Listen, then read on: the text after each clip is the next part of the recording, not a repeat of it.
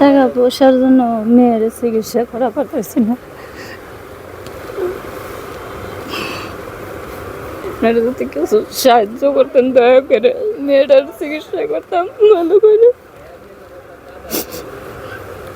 3টা পরীক্ষা করে রবি বাতে নিয়ে যাইতে করছে, আমার তো সামর্থ্য কুলাইতেছে না। আমি মেয়ের পিছে অনেক টাকা পয়সা ভাঙছি, অনেক জায়গা জমিও বেঁচে মেয়ের পিছেই করছি, কোনো দিকেই করতে পারতেছি না আমি। এমন পরিস্থিতি হয়েছে, মেয়ের যে ডাক্তার দেখাবই করব ওইটাও পারতেছি না আমি। দয়া করে যদি ভাই আপনারা সবাই মিলে যদি একটু সহযোগিতা করতেন আমার মেয়েটারে, তাইলে আমি মেয়েটারে ভালো করে চিকিৎসা করতে পারতাম।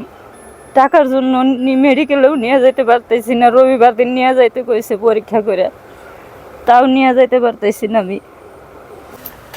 সকলের প্রতি আমার আন্তরিক ভালোবাসা এবং কি শুভেচ্ছা রইল। আমি আসলে ওনার পাশের রুমে থাকি।